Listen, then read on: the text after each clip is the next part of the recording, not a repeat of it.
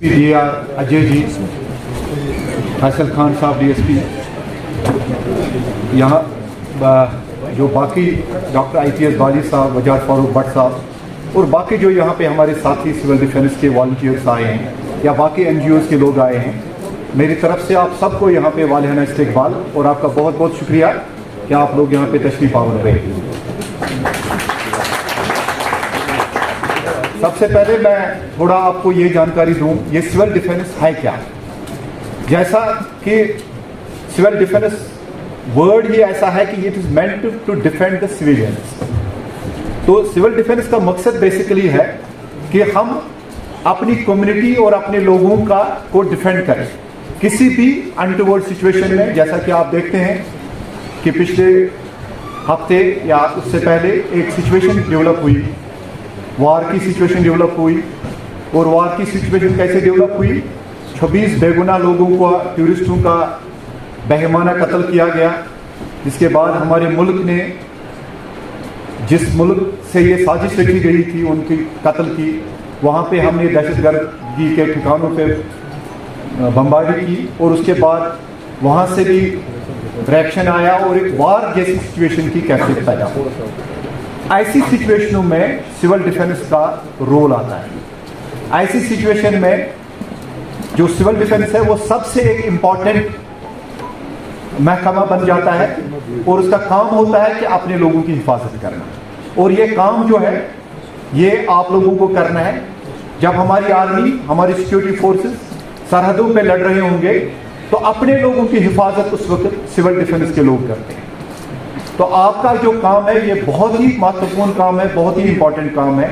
इसलिए ये जहन में रखना पड़ेगा हमें कि ये सिविल डिफेंस का जो काम है ये देश की सुरक्षा और देश की जो अखंडता है उसके लिए बहुत इंपॉर्टेंट है। जब कभी भी वार जैसी सिचुएशन पैदा हो, खासकर मैं ये बताऊंगा जैसे बारामूला या कुपवाड़ा या बांडीपुर जो सरहदी अजला है, सबसे ज्यादा वो पीड़ित हो जाते हैं, सबसे ज्यादा अफेक्टेड वो हो जाते हैं।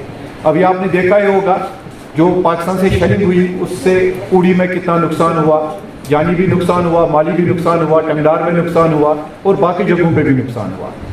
और उस वक्त सिविल डिफेंस वॉलंटियर्स जो है वो आगे आ जाते हैं और अपने लोगों की रहनुमाई करते हैं।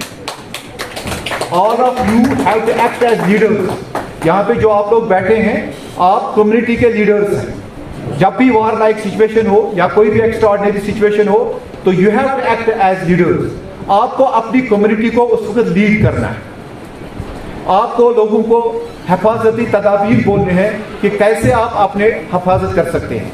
जैसे सिविल डिफेंस का महकमा है, जब भी एयर रेड होती है एनिमी की तरफ से उस वक्त एक सायरन बजता है और सायरन बजते ही लोगों को क्या हिफाजती तदाबीर इख्तियार करने पड़ेंगे, ये आप लोगों की जिम्मेवारी है, आपकी ड्यूटी है कि आप उनको बता दें। तो ये किसी भी इंसान की जान बचाना एक बहुत ही सवाब का काम है। जैसे कि हमारे कुरान में भी अल्लाह ताला फरमाते हैं कि जिसने एक इंसान की जान बचाई, एक बेगुनाह की जान बचाई, उसने पूरी इंसानियत की जान बचाई। तो ये जो काम है ये एक बहुत ही सवाब का काम है, बहुत ही बड़ा काम है। चाहे कोई भी धर्म हो, चाहे हमारा सिख धर्म हो, हिंदू धर्म हो, मुसलमान धर्म हो, ईसाई धर्म हो, हर एक धर्म में किसी भी इंसान की जान बचाना सबसे बड़ा सवाब का काम है। तो मेरी आपसे दरखास्त है कि जिन लोगों ने आप में से अभी ट्रेनिंग हासिल नहीं की हो, 5 दिन की ट्रेनिंग, वो ट्रेन हो जाए ताकि आप अपने लोगों की हिफाजत करें, अपनी कम्युनिटी की हिफाजत करें। You have to act as community leaders tomorrow.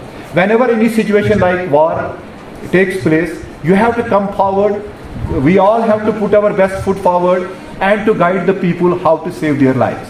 कैसे वो अपनी जान की हिफाजत करें, कैसे हम अपनी बच्चों की हिफाजत करें। और उस वाली सिचुएशन में बहुत सारी चीज़ें होती हैं जो आपको जब आप ट्रेन हो जाएंगे तो आपको बोला जाएगा या जिन्होंने ऑलरेडी ट्रेनिंग की होगी कि क्या क्या उसमें हम सिखाते हैं सिविल डिफेंस में।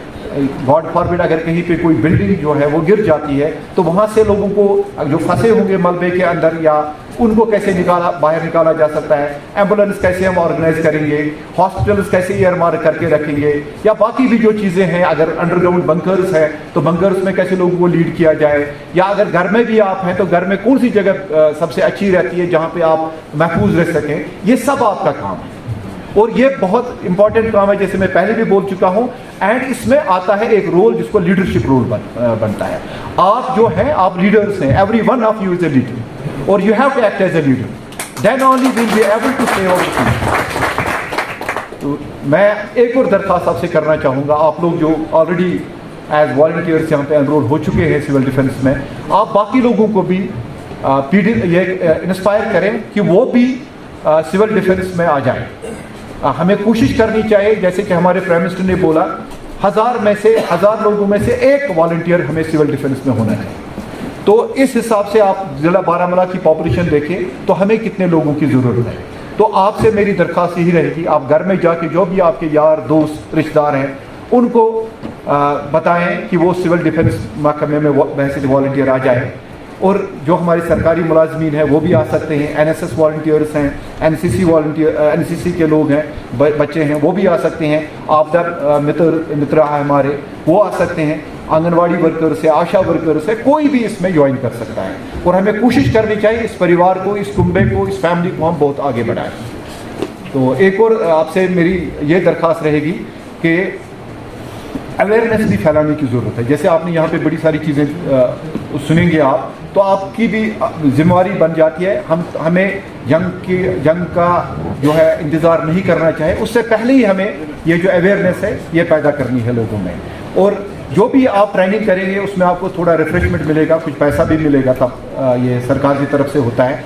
आप घर से आएंगे, आपको किराया चाहे, आपको खाने के लिए कुछ पैसे चाहे, वो सारा आपको उन 5 दिनों में जब आप ट्रेनिंग कर रहे होंगे मिल जाएगा। या जब आप ड्यूटी पे होंगे as a civil defence volunteers, उस वक्त आपके पास फुल पावर्स होते हैं। आप उस वक्त ये जो जैकेट आपकी है ये एज ए यूनिफॉर्म सर्व करेगा। जैसे यूनिफॉर्म फोर्स में उस वक्त जितने पावर्स होते हैं उतने पावर्स उस वक्त आपके पास भी होते हैं। हम खुदा से दुआ यही करेंगे कि जंग ना हो, वार जैसी सिचुएशन ना हो, लेकिन प्रिपेयर होना बहुत ज़रूरी है। आपको पता है कि हमारी जो जम्मू कश्मीर जो है वो पिछले 35 सालों से टेररिज्म यानी दहशतगर्दी का शिकार रही है, नेबरिंग कंट्री की तरफ से, हमसाया मुल्क की तरफ से। तो यहाँ कभी भी ऐसी सिचुएशन पैदा हो सकती है, तो इसलिए हमें तैयार रहना चाहिए। जबकि हमारी दुआ ये रहेगी और हमारी उम्मीद यही रहेगी कि जंग जैसी सूरत हाल पैदा नहीं हो। मैं एक बार फिर आप लोगों का बहुत मशकूर हूँ। यहाँ पे जो भी लोग आए हैं मीडिया के हमारे दोस्त हैं उनका भी बेहद मशकूर हूँ। और मैं उम्मीद करता हूँ इंशाल्लाह ये जो आज अवेयरनेस और इंटरेक्शन का प्रोग्राम है ये एक संग मील साबित होगा। हमारी जो आइंदा हमारी जो तैयारी होगी किसी भी सिचुएशन को हैंडल करने की, मुझे पूरी उम्मीद है, पूरी कॉन्फिडेंस है आप पे। आप में से एक जो मुझे दिख रहा है, you are our future leaders and I am 100% sure that you are going to put your best foot forward and ensure that whenever any kind of situation like what happened in last few weeks, if such a situation arises, you will be coming forward to protect and safeguard your people, your community. Thank you so much.